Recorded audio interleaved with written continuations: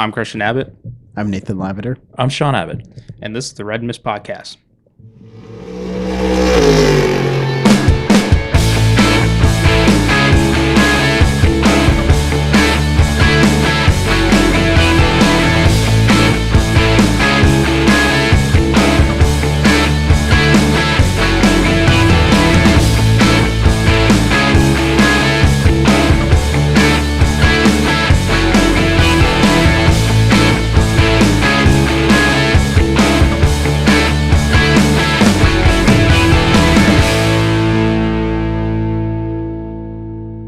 Hello, welcome to the Red Mist Podcast, Season 3, Episode 17. The 1968 Ford Torino, Holman Moody, driven by David Pearson, won the championship. This car, 48 starts, 16 wins in 1968, 33.33%. Guess that's why David won the late great David Pearson won the championship. Fun fact on this car: the motors were built by Waddell Wilson, who later in life built the big motors for Cale Yarborough when he went over 200 miles an hour at Daytona qualifying. So Very cool. there we go. Cool stuff. That's when races were races and pit crew guys were pit crew guys. We're men. We're running around. That's a great shot. Anyways, tonight's episode, we're going to talk about NASCAR at the Monster Mile. And then we'll talk IndyCar at Barber and so much more that went on pre and during the weekend. Yeah. And post.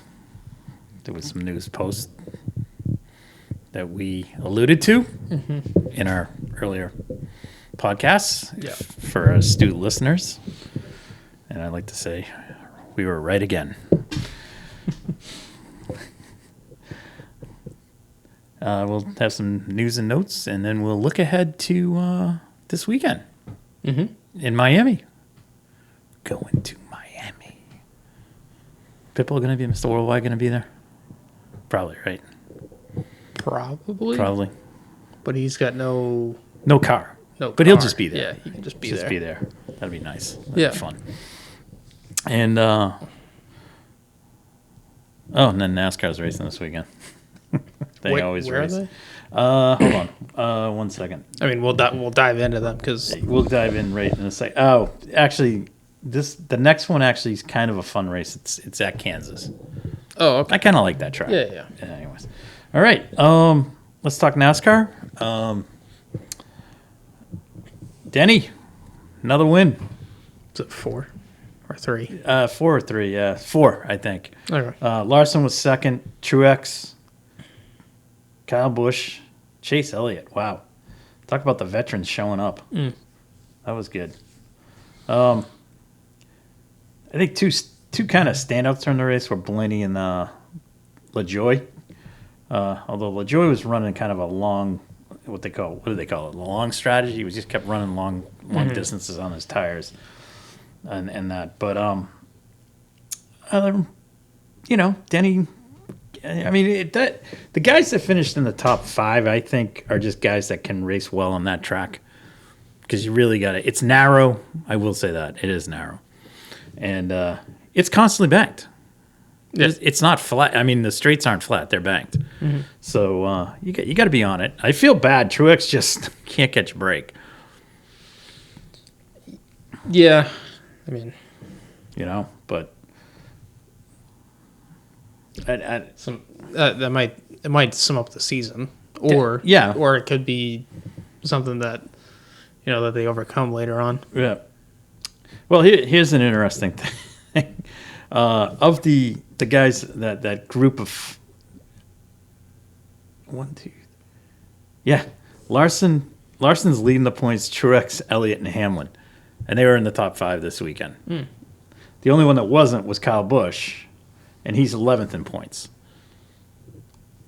So, I mean, in that race, that was definitely, I think, experience in the cream rose to the top on that race. Larson is leading the points. Got a win, though, so he's locked in. Truex is our point leader without a win. We have Elliott, Hamlin, Tyler Reddick, William Byron. Denny, this was his third win, sorry. Not his fourth. Third. Okay. Third. Then we had Ryan Blaney in seventh. He's got no win. Ty Gibbs, Alex Bowman, and Chastain round out the top 10. Anyways. Oh, Bad Brad, 16th. Had a bad race. So Bad Brad had a bad race. He's at the cut line right now. And he's got a 3-point margin over Christopher Bell. Fortunately, that's not his teammate, so that's good. Anyways, so we're on to Kansas. Kind of kept that short and sweet. Yeah, like that. That's what it should be. Yeah. I mean, what's the action, but the stages just kill it, Yeah. It's just ruins the race completely.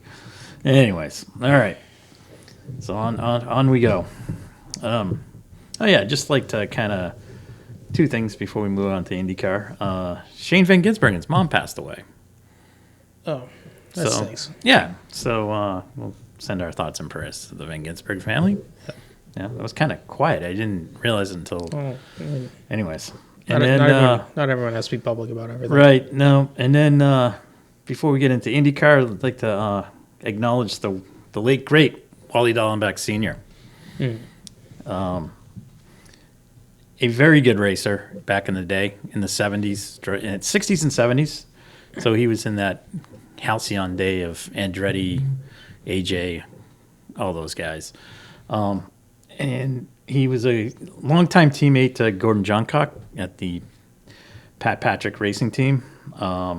He had a lot of good runs at Indy, but never a win. A lot of top fives, but never a win. So, and then moved on from after retiring, he moved into being the race director at Champ Car Kart, and also worked with Dr. Stephen Olvey, who was headed up the medical side, and they worked on driver safety. So a lot of the safety aspects of IndyCar racing that you see now, excluding the Hans device, which was developed elsewhere, but an integral part of today's safety program, were offshoots of both Wally Dallenbach Sr. and Dr. Olvey. And then also Wally's survived by two sons, Wally Jr., Trans Am, IMSA GTO, and NASCAR star, and Paul Dallenbach, who is raced Formula Atlantics and stuff in their early days, open wheels. He's a little bit younger than Wally Jr., but Paul makes his name on Pikes Peak, running Unlimiteds up the hill. So, and Paul's also a Hollywood stunt driver. Nice. So good stuff there. And the Dallenbachs were like the Unsers on the Wally Senior. Like the Unsers was a Pikes Peak person. So, and they were living out that way in Basalt, Colorado. So, some condolences to the Dallenbach family. So that's kind of a passing of a legend there. That's too bad. How old was Wally? Bear with me. Checking. Hold on. Checking. 87. Jeez.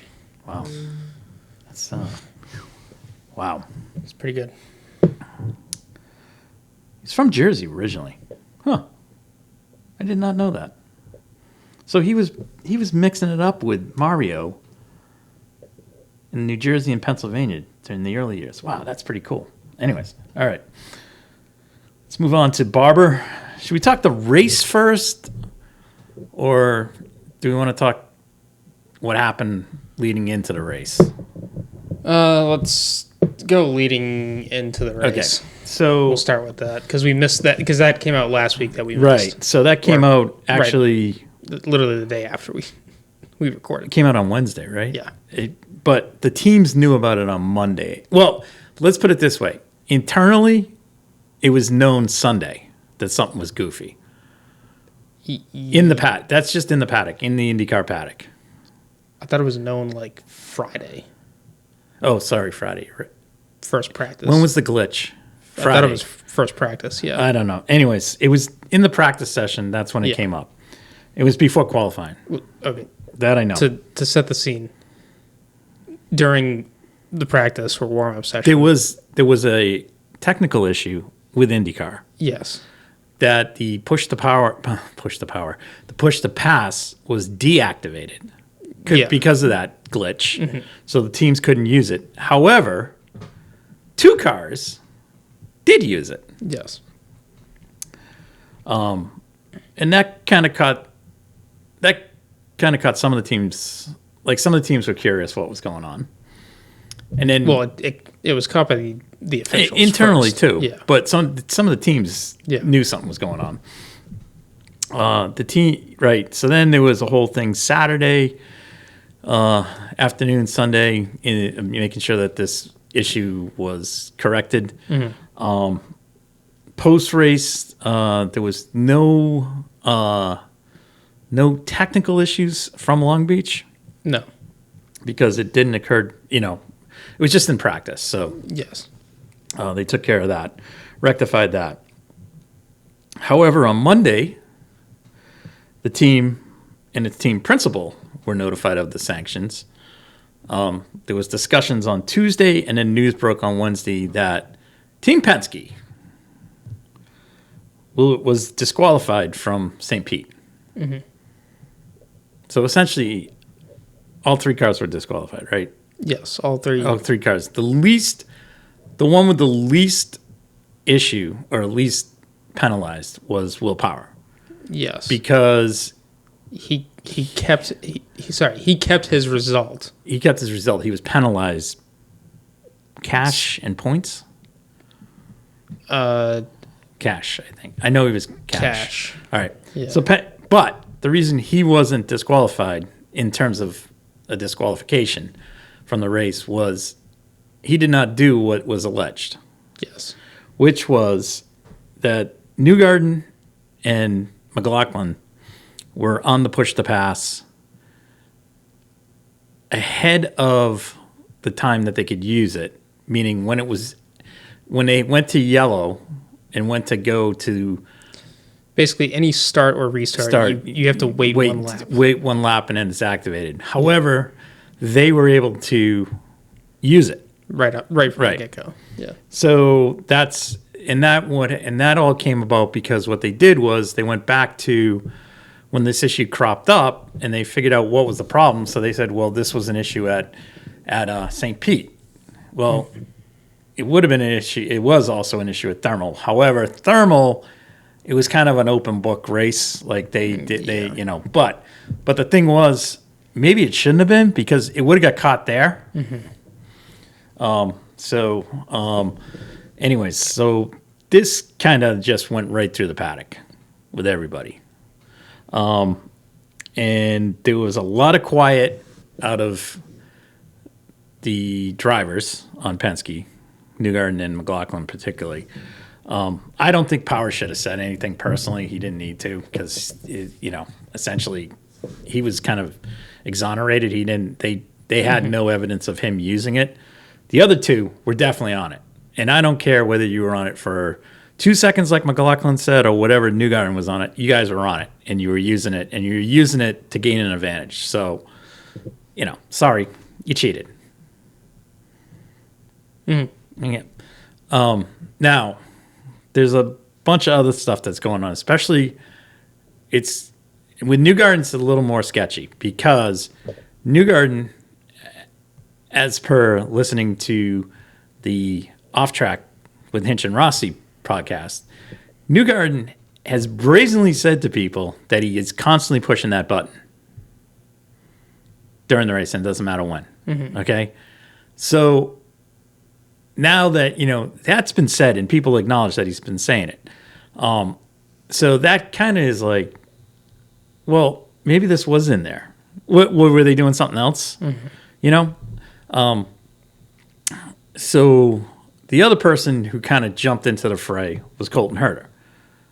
because Herter brought this up after the race in St. Pete, saying, I don't know why the Chevrolets were able to pull away so quickly in certain corners at certain points of the track. He brought it up. He brought it up to his team. His team brought it up to IndyCar, and it was kind of like, yeah, we'll look into it. And they never really looked into it. And then all of a sudden, this thing popped up.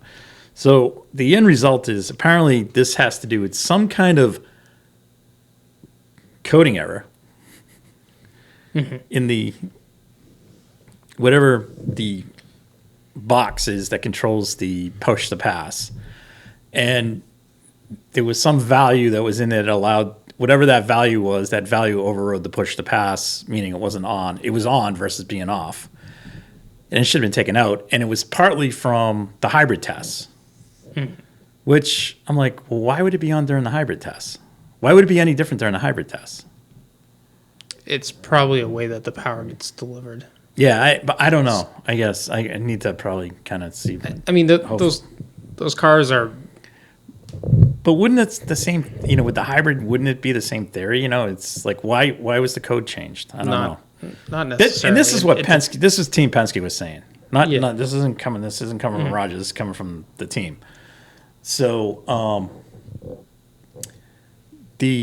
so that all kind of that just blew up, and then now it's getting towards the end of the week. We're getting towards it, Barber, and people are really like drivers are getting PO'd about it because now it's really blatant what they were doing. The drivers were McLaughlin put out some wishy-washy statement, and I still don't buy it. I think honestly those guys would have been, yep, we did it, and let it go. The statement that he put out made it look even worse. Like it puts a little doubt into like we were doing this before too. Newgarden was even worse. Yeah, I guess the PR take on it was a bit strange of like why. Yeah. Rather than just like you said, admitting it and being then he showed up at the press conference. He showed up at the press conference. He goes like full denial, denial, and it was a bad overall look. Yeah. I think part of the problem with the whole thing was that Roger was in Europe because he was at the World Endurance race in Imola. He was traveling back Monday/Tuesday. So it's kind of tough when you're on an airplane and doing, whatever he's plus his business things before you can get down. I mean, Cindric came out with the guy that runs the team, and literally, I thought they put out a great explanation. Yeah. I thought that was much more straightforward. I thought the drivers, not Power, but I thought McLaughlin and Newgarden, I think they should have, like their PR people, that was terrible. They did a bad job. Bad job. So it left a bad taste in everybody's mouth. I mean, and it left a bad taste in the fans. I mean, because it was great. It was like, oh, looking forward to this weekend. Yeah, hope you got, X amount of push to pass. It just opened up a whole can of worms. And they just looked, overall like in a bad spot. So we fast forward to the weekend. Roger gets there. He has, he issued his statement, which was fine. He had the team owners in the they had a meeting, closed doors. Don't know what gets said, but he was, from what was said outside of the meeting, was that he was PO'd at his team.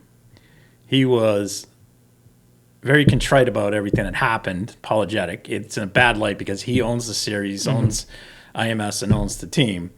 The other people that really haven't said anything right now, Chevrolet. So that's another thing. So they've been quiet. Newgarden's kind of like, playing Pinocchio, and McLaughlin's playing semi-Pinocchio. That's how I look at it. And I don't think Power doesn't, somebody could have said something, and it went in one ear and out the other with him, and he probably said, I don't know what you're talking about. And just, that's just how Will is. So anyways, so that kind of went to the weekend, and it was just a big cloud hanging over the race all weekend. We fast forward to qualifying. Penske will 1-2 with McLaughlin and Power on the pole. Again, that sets off a whole nother thing with people, and things like that. But McLaughlin and Power both have done really well at that track. Yeah, and I mean, even even the previous week at Long Beach, it wasn't like Power was slow either. He qualified second there. He qualified second, and then he only fell down because of the tire strategy. The strategy he got put on he was trying to do the fuel strategy that Dixon did, but he couldn't do it. Anyways. He ended up with the same issue that Herta ended up with. So now we come into the race. Just recap what happened with St. Pete. Pato obviously got moved up to first. Mm-hmm. And then the way the point shuffle worked, Dixon was the points leader. Yeah. Was Pato second? No, Colton was second. And then somebody else. I think Pato ended up in the top 5. Yeah, yeah. Anyways, so and those guys were kind of like, Dixon was kind of like, I'll take it. I don't, and I Herta was he was definitely the one in the front, like these guys are friggin' lying and blah, blah, blah. And I don't blame him being pissed off, I think the Chevy teams were keeping their mouth shut a little bit, but I think they're kind of pissed. If Chevrolet knew about this and they were letting Penske do it and they didn't tell the rest of the teams, like it should have been shut down because it's a bad look. Yeah. So anyway, so we go to the race. The race, it was wild. I guess the best way to describe it. I've never seen this much side-to-side contact in an IndyCar race in my life. Yes, but I'll take the side of McLaughlin and Power dominated that race. Oh, yeah. So, I mean, there was plenty of action in the back because it was definitely those two were in a class of their own, and then the rest of the field was there battling away. And there were guys like Lindquist, but Rosenquist, and Lundgaard. Like, what was this? The Scandinavian posse? Well, so the way the race unfolded, there was pretty much a caution, just about at the right times to pit. Yeah. So it kind of made like McLaughlin could have stretched one and made it a 2-stop. Okay, so Palou was the 2-stop. Yeah. He was the leading guy of that 2-stop group. Yeah. Which I thought going into that final restart, I thought Palou had it because the cautions were coming out at the right times and they were able to stretch it that 30, 31 laps. It was good. But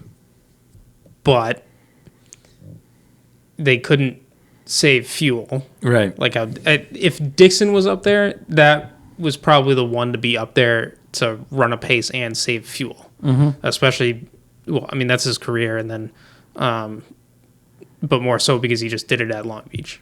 Right. It was becoming pretty evident that that Palou and then the rest of the guys that were on that strategy weren't going to come out on top because McLaughlin and Power just had so much pace when they got into open air after Ferrucci and Lundquist pitted from the front that they just started walking away from the pack and built a big enough gap. Right. At one point, I was kind of 50-50 because there was a point where I sat there, I was like, well, the way the pit stops were shaken out was, do you have enough time to take tires with the amount of fuel you need in the car? But I think Ferrucci needed to go longer, or he had to pit first. So if he went longer, he would have been in a better position. Mm-hmm. But Lundquist was definitely in the right place right now. Yeah. And he was on the same strategy as Power and McLaughlin, right? Slightly offset. So he was in between kind of the 2-stop, 3-stop, the way it was working. Okay. Yeah. Ferrucci was closer to the... So had Palou maybe followed that Lundquist strategy, might he have...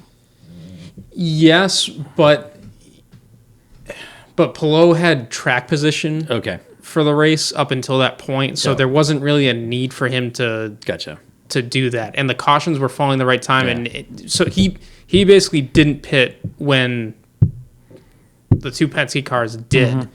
Mm-hmm. earlier in the race. Yeah. So that kind of committed him to that two-stop strategy versus three, which was fine. I mean, it was very entertaining because up until the last 30 laps or so, you didn't really know who was going to come out on top. I mean, Grosjean was in the mix for a bit, and then he just fell afoul of the strategy, So So unfortunately, that dropped him down. Ferrucci finally got a bee in his bonnet, I guess. I'm not the biggest Santino fan. There were at one point I was legitimately thinking he kind of like got his way up there pretty good, which was fine. I mean, fine. Like you play the strategy game. Yeah, but he was. But it seemed he was aggressive on his last pit stop because of how early he had to come in for that in comparison to McLaughlin and Bauer. Yeah. He came back out in too much traffic and couldn't take advantage of it, or take advantage of any kind of clean air that the other two were. Right. So, anyways, although he did pick up a couple spots on the last restart there. Yeah. So. Couple drive like Santino. He was aggressive throughout the race.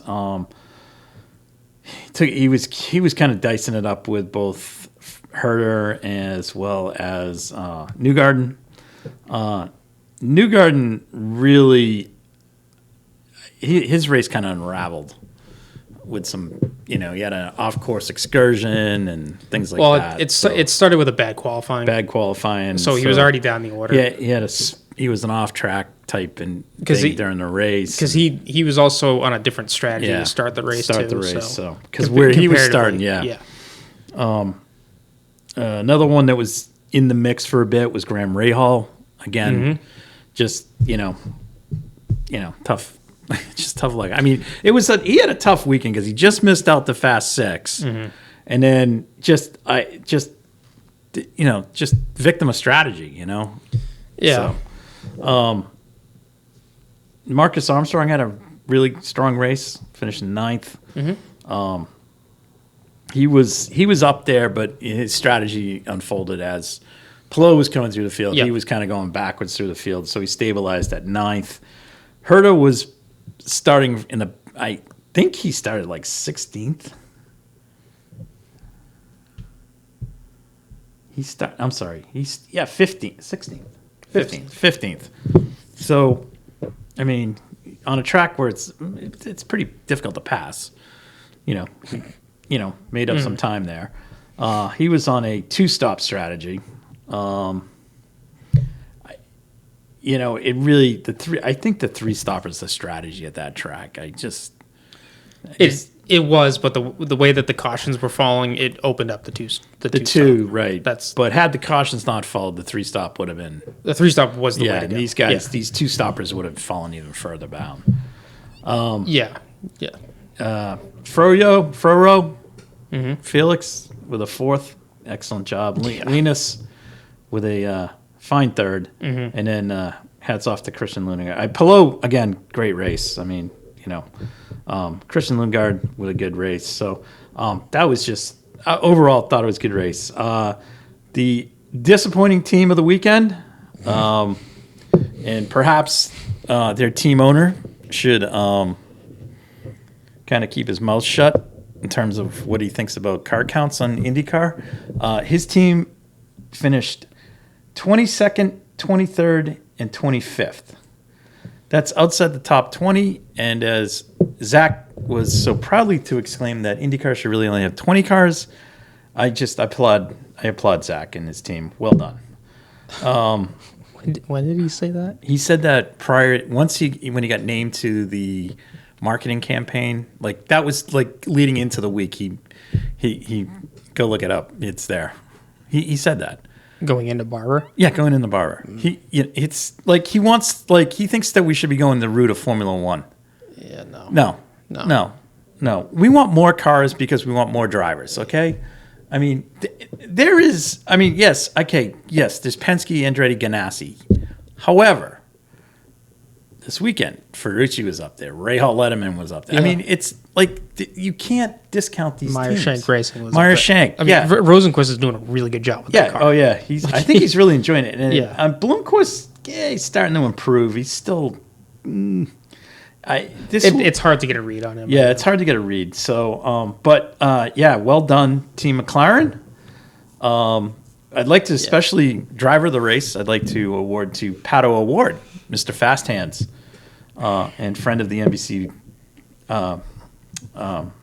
broadcast crew, for first off bowling Pietro Fittipaldi out of the way, and then bowling several other drivers out of the way during the race.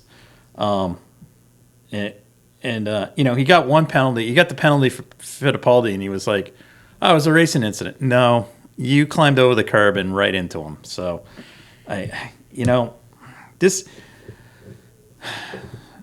go into the year with him, eyes wide open, like this he might put it together, and then he just does the same stuff.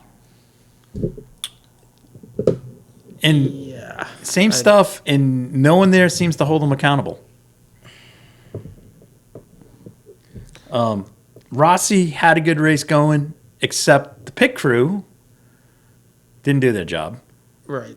So he was out with a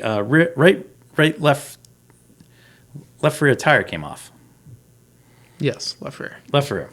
That was awesome. At the end of the pit lane, even better. Yeah. Teo, great job again. I mean, this track here, I wasn't expecting anything out of him here. He's doing what he needs to. He's getting laps. He brought the car home, didn't get damaged, nothing like Whoa! What? Did it? He might have had some help from a teammate. From Pato? When? Right at the end of the race. Did Pato hit him? Oh, well, it's just par for the course. So he's I mean, just an observation. Yep. We had Luca Giotto step into the Dale Coyne car, finished 21st. Just an observation. That's 2 out of 3 races that Pato has. Yeah. Yep. Touched a teammate. He's been fine. He was clean at St. Pete. He was. He won. He won there. Jack Harvey had a good run. Finished 13th. Actually, when Pato doesn't make contact with the teammate, he wins a race. Does he? Okay. So, but NBC loves him. He's Mr. Fast Hands. Just observations. I know. Hopefully he'll figure it out. But I really, outside of James Hinchcliffe,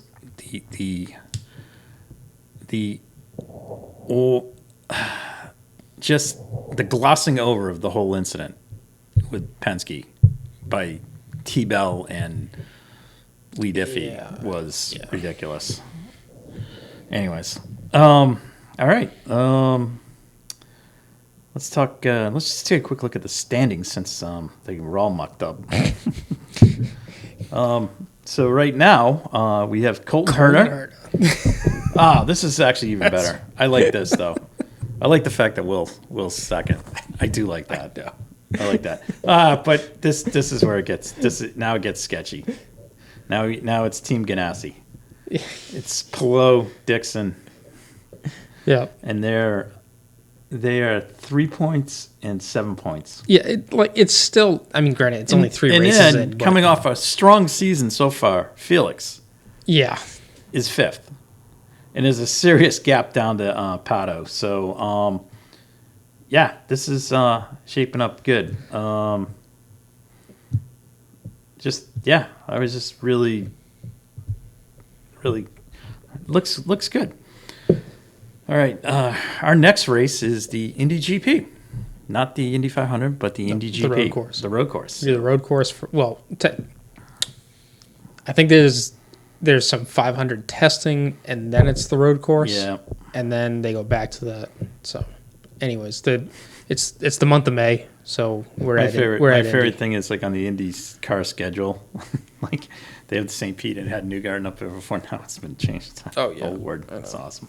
And they this is my favorite race though. The next one. This is. I have to tune in for this. This is on May 11th. Oh, I'm going to be flying back. I don't know if I'm going to get that. I'll have to watch it. Yeah, you'll get it on the flight. I'm flying Delta. Yeah, they have a TV. That's what I watched. Oh, okay. Yeah. This is my favorite race with Lee Diffie. Sonzio, the Sonzio Grand Prix. I love that. I love Lee when he does that. So we got to pick it by by that weekend we gotta, or I'm sorry, by next. Next Tuesday. Oh, No, Monday. Might have to pod yeah. on Monday. Yeah. All right. Anyways, by next week we'll have an over/under number of Yeah. how many times Yeah. Lee Diffie takes. The pod may get released early next week. Says Sanzio. We have to go somewhere. Yeah.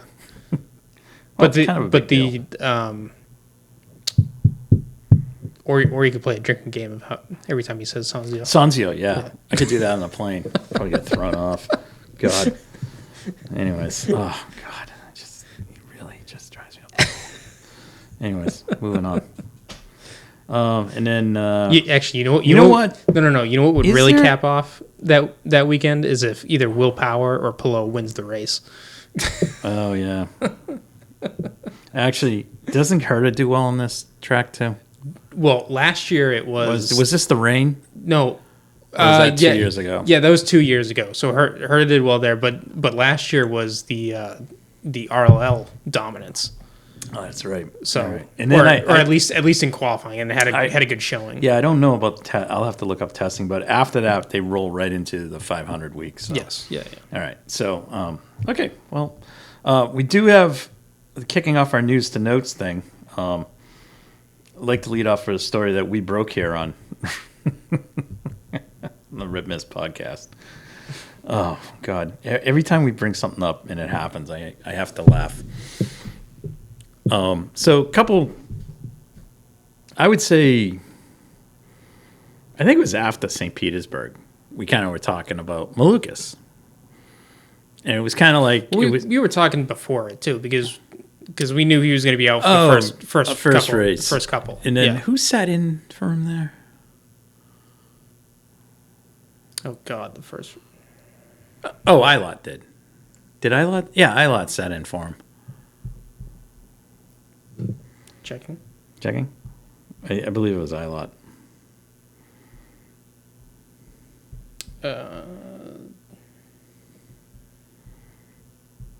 Yeah. It was Ilott. Yeah, so we were like going, at first it was like, oh, he fell off his mountain bike and he fractured his wrist, and we're like, oh, okay, well, you know what? A road course to start the season, not the best.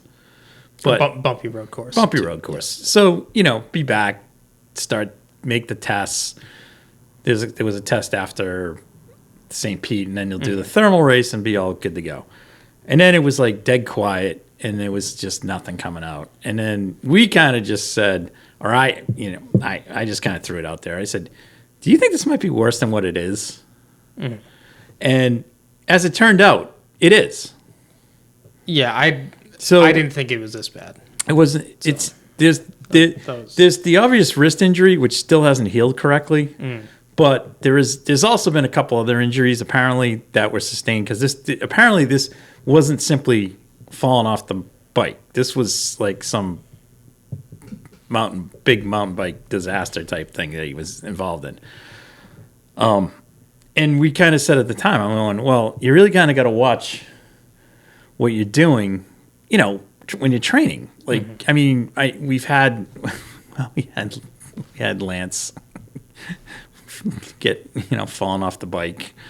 Alonso got hit by a car. A car on a bike. I mean, once the season starts, I think these guys really got to kind of think about what they're doing in terms of their training. Mm. Like you running, yeah, you can,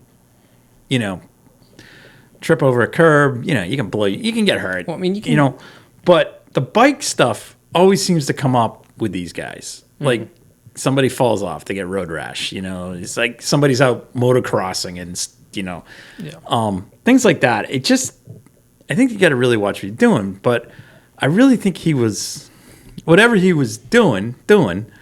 It just. I don't think it was there any malice in it. But no. I'm not gonna go to that extreme. Like if he did just fall off and it's just not healing correctly, or he hit it in a wrong way. Like right. So what turns out to be is that there was a clause in his contract, and I think this might be. It's probably in everybody but Pado's. If you miss 4, they have a right to review the contract and possibly terminate you. Mm-hmm. The problem is that they are heavily sponsored. The sponsors are like, what's going on? You know, sponsors are coming on. Okay, Malukas is going to be our guy, blah, blah, blah, blah, blah. Malukas did a lot of stuff leading into the season, and it's not paying off. Now, the sad part about this whole thing was Malukas was showing up every weekend. Yeah. Did you see the video from this weekend? He shows up, and he's actually helping the crew. Oh. Clean the car, clean tires, doing whatever. He's doing grunt work. Yeah. Actually working on the car. And then on Tuesday, Zach cuts him loose. Yeah. Now, this is just going back to, I'm not, this guy, like, people are all like, oh, Zach's the guy, Zach's the guy. I go, Zach's only agenda is whoever's going to try and make that car go, you know? He doesn't care. The rate that he goes through drivers it's ridiculous. And he signs drivers. Like he's constantly signing drivers. I don't even know if he has a plan. I think he just, you know, he's sitting there, he's got money from Bahrain and he just throws it into the contract, you know? Yeah. So anyway, so Malukas is now out of a ride. Yeah. So there's, you know, where could he go? He could go back to Coyne. Now, the other thing with this whole McLaren thing was, in the past, Malukas had been kind of running under the HMD banner, which is his dad's racing banner. So his dad's been not writing the check, but he's been you know, creating like a sub team to run with him. So you did that with Coyne and all that. All fine. I don't care. He wants to run Coyne HMD racing, which is fine. He's given the money, doing all that, but he just doesn't want to take the full investment of having a team. All good. But he also has HMD, and he has a ladder series team too. So David's father is fully connected within the IndyCar paddock. This was the first opportunity David had without having to pay for a ride, being a pro driver. So I feel bad for him on that. So, you know, where does he go? Well, possibly back to Coyne, right? They're kind of like all over the place in terms of what they're doing. The only other one right now is Abel, which is like I mean, yeah, we know what's going to happen. They're probably going to they'll probably qualify, but the plan right now is that RC Anderson's bringing the money, like going to bring the money so that they can get on the track.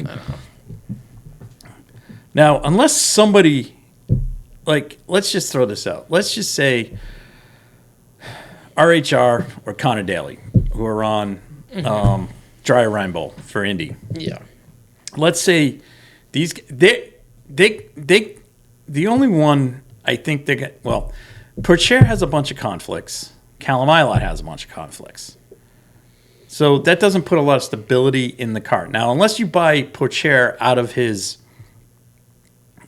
Super Formula ride, which I don't know what the tie-in there is. I don't see that happening. Yeah, I don't. Because that series is pretty prestigious, and he's there.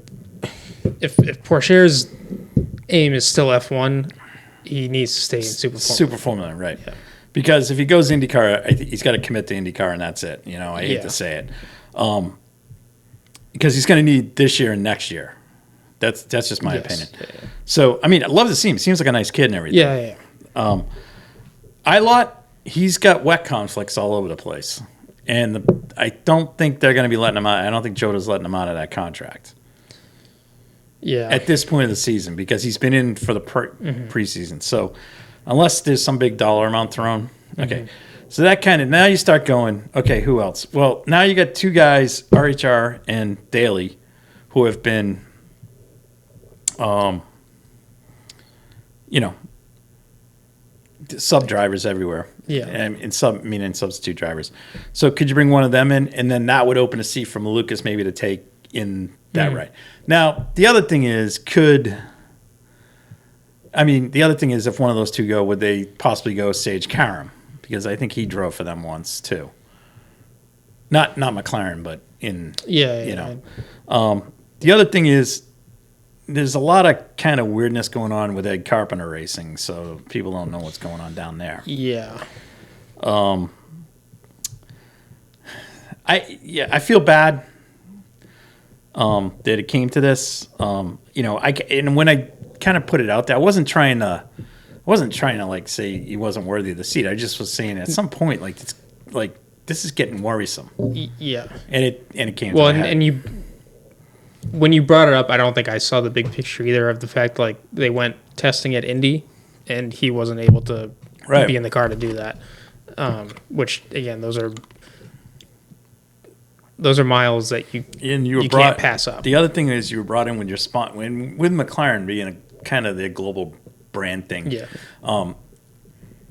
They're bringing you in, for their sponsor events and all this, like they were a preseason night, and you're not showing up. It's like, what the hell's going on? Yeah.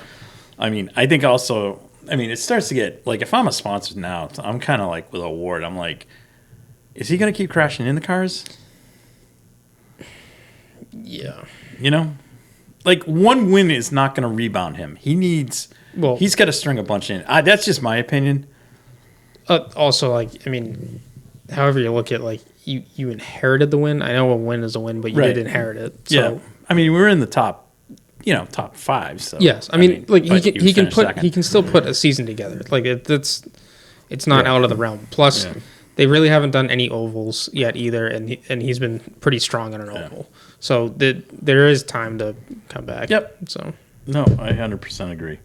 All right, that kind of closes out IndyCar. They're at, like I said, they're at Indy for the GP next.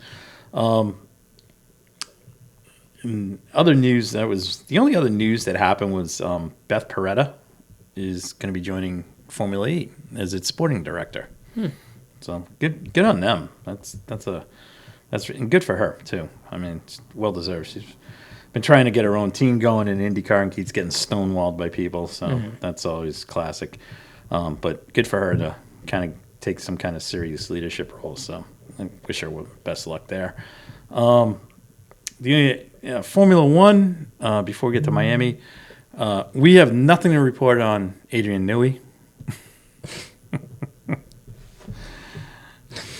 Anyways. Does Adrian Newey have anything to report on Adrian Newey? I don't know. I'm waiting for him to come out and just say it's all been nothing. Outside of right now, I have not seen one serious F1 journalist. Yeah. Like Medlin, Joe Sayward, others, Adam Cooper. I haven't seen any of them out there talking about this. Okay. Yeah. All it's been has been stuff through, Autosport, which likes to throw stuff up because they got it through some source in Germany, and we got Ralph Schumacher shooting his mouth off and stuff like that. There is a lot to consider, and we touched on it. I think last week we talked a little bit about Newey and his, the guy's 65 years old. Mm-hmm. The other thing is the contract with Red Bull, if they had to hold him to it, runs out at 2025. There is also in the contract, he has a year gardening leave. So he'd have to sit out the 26th season, and he can start in 27. The 26th season doesn't mean he gets to go and, to Ferrari or Aston and sit in the shop. He is essentially at home. He can sit there and draw all his stuff. Yeah. But if there's one email, it's like lights out. Yeah. So, and I don't think Adrian wants that crap. I'll be honest with you. I think he might just be retiring. I really do. Yeah, I think if I will say this: if Lewis was at Aston, I think he would have. There's a good shot he would go there. Depending on how well, the only reason there is he just. I think at this point he just doesn't want to uproot with his wife and go to Italy. The other thing too is he's also said he probably would have liked to work with Alonso. Yeah, but if the contract is up this year, and then what if Aston had Hamilton and Alonso, which I doubt it would ever happen. No. I think let's just say Lewis stayed at Mercedes. I think him going to Aston might have happened, meaning Newey. Ferrari can write all the checks in the world. Okay, They have yet to show that they are a functional Formula One team. Okay, and what in terms of a winning team, a championship caliber team. Yeah, Let's because they do show up every now, season. Right now, they have a driver who's fully 100% motivated. Yeah. To get a ride next year, and he is willing that car to get the best finishes possible.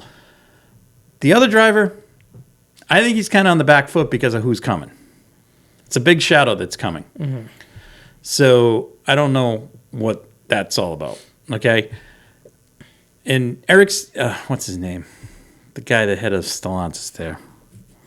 Or head of Ferrari. Eric's, what's the American? Is it Ericsson? I don't know. Anyways, he can sit there and write all the checks he wants. At the end of the day, he knew he's got to come in, and then he's going to pen a whole new car. And he can't do it until he leaves these guys. Yeah. So, that's kind of why I'm kind of going down the road. Like, I think he's retiring. Yeah, I think he's retiring, and I think he's going to retire, and he's going to go sail his boat. That's what I think he's going to go do. That's just my opinion. Now, I'm going to be another person, and I'll throw this one out in the wind. What happens if he shows up at Andretti? Now, people don't know this. Okay. Can I just let me just go down this route? Go with this one. Yeah.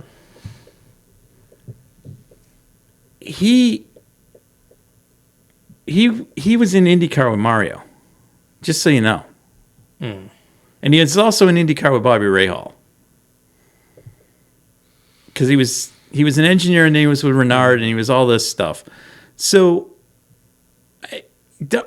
look, you can sit there and if he's like no one's saying there, but that would say he leaves now, and it's like, okay, fine, you can go back in 27. Mm-hmm. Well, who's going to show up in the paddock? Yeah. Who potentially could show up is them. Yeah. Again, this is just, when you just sit there and go, he has ties to Andretti. Mm-hmm. So, I mean, it's just, it's like he gets along with Mario. He gets along with Bobby Rahal. He gets along with those guys. Mm-hmm. I mean, this isn't, it's not a far-fetched idea. Yeah. And it's like his last thing is like, I'm going to pen a new car for a new team, which he's not afraid to do because he did the Reynards in IndyCar.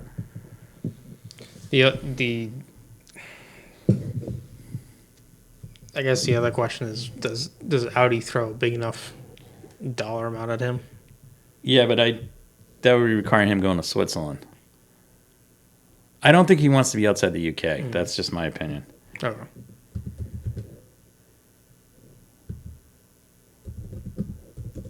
Because, and the only way what I mean by Audi too is also if they can get talent behind it, then you can also incentivize drivers to come there as well. Speaking of drivers, they signed Hulkenberg, so he is leaving Haas at the end of the year and going to Sauber for 25, which will turn into Audi in 26. The Hulk. Mm-hmm. I was trying to find.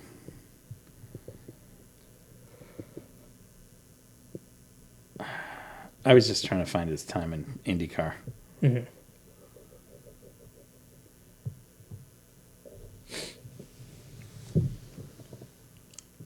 Yeah, see, here's some other guy. Like this guy's thinking outside the box. He goes, "Why not IndyCar?"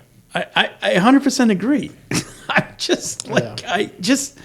But I don't see these other more established journalists out there, unless they're just digging behind the scenes and there's just guys that are tied into the paddock, and and it's the same thing with this Verstappen story of him going to Mercedes. I mean, I don't know. That car, where is that car going? Anyways, anywhere? Well, ooh, he did. Holy crap! He designed some really cool cars. Sorry. The other thing too that I thought was an interesting take was if Red Bull is, falling apart. Yeah. Whatever. Between Newey leaving and potentially Max leaving, does what does Ford do? Do they still commit? Knowing them, no. That's my guess too. Because if your star lineup is out, Right. then you're not signing into what you. Yeah. So can First you thought imagine you where were. the pressure, like, Yeah. if Newey's going to leave, the guy's 65. Okay. He can do whatever he can wants. do what he wants. Well, actually, I shouldn't say that. Both of these guys Both can of do whatever but they want. my thing with Max is, like, why do you want to go to Mercedes until they prove themselves that they got a car on the rebound? Just taking Toto's word for it, I get it. They're probably going to get Max, who's probably a little more involved in the cars than, say, Lewis might be. But I'm just saying. It's a hard for them. It's a hard situation too because I'm in the boat of I'm not sold on Kimi Antonelli, and nothing against him, but I'm not 100% sold on him either. I haven't seen. Yeah, I haven't seen him. Like, I'm talking this kid should be winning races out of the box, and he's not. I mean, he's got his super license and all this. Well, and like I can't. Can I ask? I can't go question? down. Do you think Max really wants to be sucking around with an 18-year-old on the team if he's at Mercedes? Like George is dropped and he's replacing. Yeah, even if it's 2 years from now, it's like Max doesn't like Max is not buddy with everybody. Okay, I mean Max is a race car driver. Okay, well, he's there to win. He's there to win. He's friends. The guys he's friends with are guys he's been around with his whole career from karting. So Lando, Carlos. Yeah. I don't know if George was in there, but Charles was in there. I mean, those are the guys Max hangs out with. I mean, Lewis is older than him, and he's not really they don't really have a lot in common. Well, they're two different personalities too. Every year, the number of friends Lewis has on the grid drops. Like that's just. I feel bad for him too. I get it. Like it's a thing. It's a thing, but. Look, if there was more seats on the grid, maybe I 100% more agree. people would be 100% around. agree. But hey, look, I'm just throwing crap out there about a couple things with I'm throwing crap out there. But I mean, look, it's until somebody's more learned in the Formula One paddock, maybe there's something come out this weekend. Who knows? Based on all these headlines and stories, there's supposed to be news. And I get up every day and I look and and all I see is more news from some German publication, and I'm like, never mind. Anyways, I would laugh my rear end off if he quit and came with Andretti. Oh yeah, I think that would be great. That would be I would just lose my mind. But it also would be awesome. And then again, you can. Imagine if Max signs with him.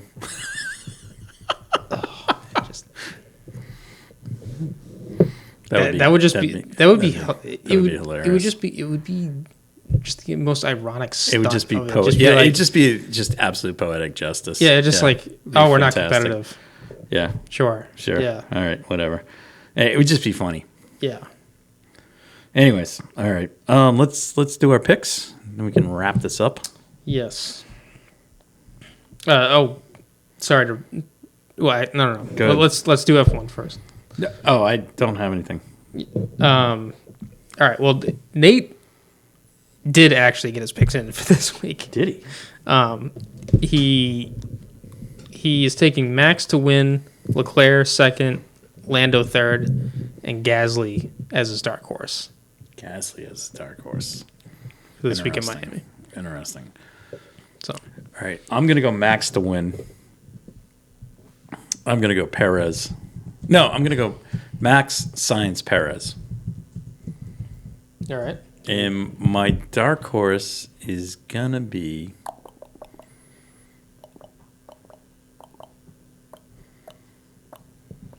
Piastri. Okay. I've gone Max, Perez, Leclerc, and then Ricardo as my dark horse. Oh, I like that. So I think he'll Oh, hopefully get his. can I change mine to Yuki? Yeah, you can change. I'll change it to Yuki. Yeah. I was gonna say too. We probably should start picking like actual dark horses. I was just makes the but bottom half of Piastri is. He's not like he's in a car that's there with Lando. Right, yeah. You know, like I mean, yeah, That's the March. That's cool. 1980. yeah. That was an awesome car. You know who drove that? KK Rosberg. Yeah, that's right. Oh, sorry. I that did- was. Oh, was it Rosberg? Yeah, it was, and it was actually a Fittipaldi. Oh, That was Cooper Sakar became Fittipaldi. But it was it was cool. I liked it. I do want to go back on IndyCar for 1 second. Nothing news related. Picks for last week. Oh yeah. I think you had the best average Who did I between have? your winner and your dark horse. You picked Pelot to win. Oh, okay. He was fifth. Fifth. And then you picked Rosenquist as your dark horse. Oh, and he was fourth. Yeah. So all right. you actually had Wow. a dark horse Yeah, outdo look at your first place pick. I had Power to win. Very close. Second. Yeah. Yeah.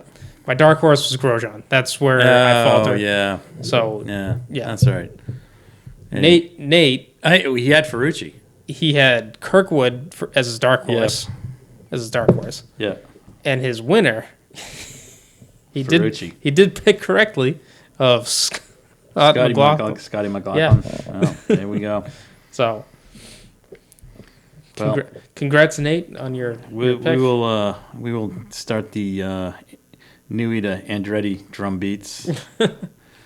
That would be That would be funny. That would be friggin' hilarious.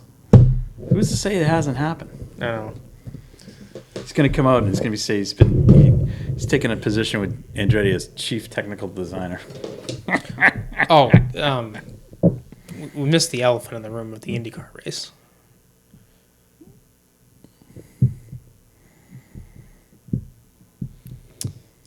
There was a mannequin that dropped on the track. Oh, Georgina. Rip Georgina. I didn't even know there was a friggin' mannequin under the bridge. Everyone apparently did. And I was like, know. what the I hell never- is up there? I don't think it'll be back anytime soon. No, Wow. but yeah, All right. Is that up there for like the IMSA races too and stuff? I have no idea how long that thing's been up there. I just found it. Yeah. I was like, what? But I don't know. I don't know who said it, but someone was like, "Yeah, it would have been really I can't remember if it was one of the drivers or some team member, and they were like, "Yeah, it would have been really funny if it like dropped in the car." Oh. Because then the radio message would have been like, "There's a woman on top of mine," something like that. You're like, what? I know Hinchcliffe like literally lost it. He went MIA on the